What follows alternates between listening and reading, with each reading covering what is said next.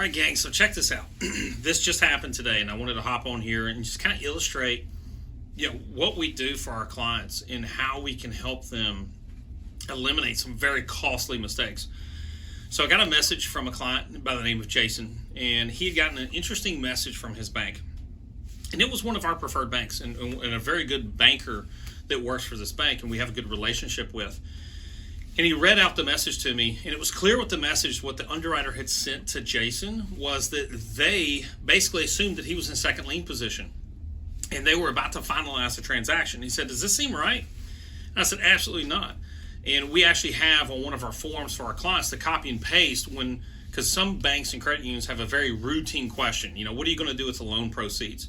And it needs to be answered very precisely. And unfortunately for Jason, he didn't copy and paste our message of what you need to put in that questionnaire for the bank. And he had just said, I want to be more efficient with my money and pay this off sooner and pay off my mortgage sooner. So that little mistake made the underwriter think that he was going in second lien position. So I said, no, absolutely not. Let's hop on the phone. Let's get a conference call set up with your banker.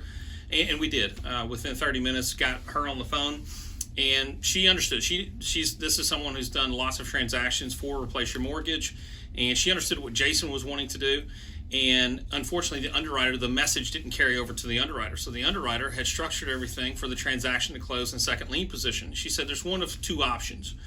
So we can redo this whole thing and do it the way that we intended it to be, or two, you can just take the proceeds from your HELOC in second lien position and pay off your mortgage. And I said, wait right there. I said, because sitting on boards of banks and being in those boardrooms and analyzing balance sheets with banks, I had that experience. So I was like, here's my concern. There could be a correction, maybe even a crash in the next year, 2 years, because there's a lot of people in default right now. There's a lot of people in forbearance. And if there's a fraction of those that actually do foreclose, well, we're going to have a flood of inventory. And that flood of inventory is kind of going to correct the real estate market overnight. Now, I'm not saying that that's going to happen. I don't hold the crystal ball, but there's a lot of data pointing in that direction. And I said, my concern for Jason is that you close this transaction in second lien position, even though he's going to use the proceeds to pay off his first lien mortgage, which by default would put this in first lien. Your bank has coded this transaction as a second lien. Will that ever change? And so she took a minute to hop on another call to confirm that, and she came back and did confirm that. She said, no, that's not going to change. He will always be coded on our balance sheet as a second lien, because I've reviewed first lien balance sheets and I've reviewed second lien balance sheets. And the issue with being in second lien position, if we have a real estate correction or crash, then that is now the bank's target sheet. Those folks that are in second lien position, banks get very nervous because they assume if they're in second lien position, then there's a lien ahead of them. So that's who they call, and that's the HELOCs that get frozen depending on markets. And it wasn't prevalent back in 2008, 2009. It was in specific markets, but it did happen. However, in first lien position, it was almost non-existent. Why? Think about it. Your mortgage, did they call your loan due? No, because you were in first lien position. The bank has first collateral rights to your home. So they don't get nervous when there's a market correction.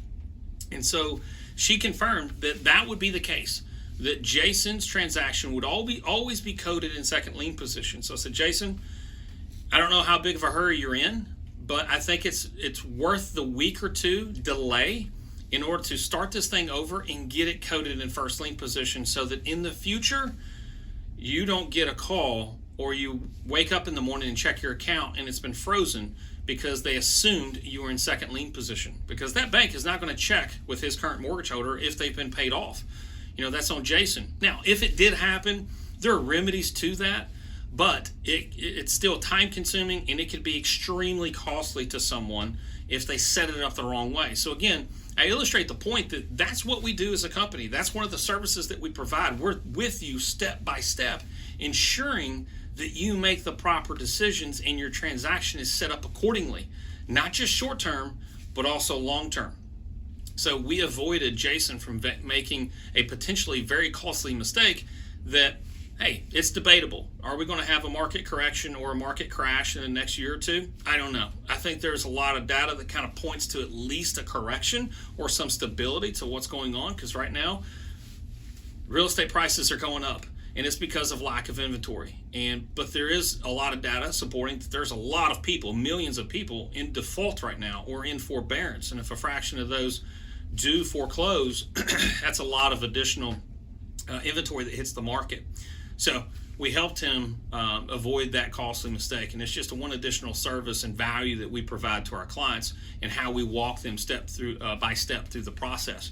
So again, if you like this, be sure to like below, hit the subscribe button. Also, if you are offended by my camo jacket or my Eat Venison hat, then please hit the like button and also subscribe, because what we know about people is, most people, and some people I should say, is they're wannabe victims, and they're gluttons for punishment. So, hey, we can be your go-to source for punishment.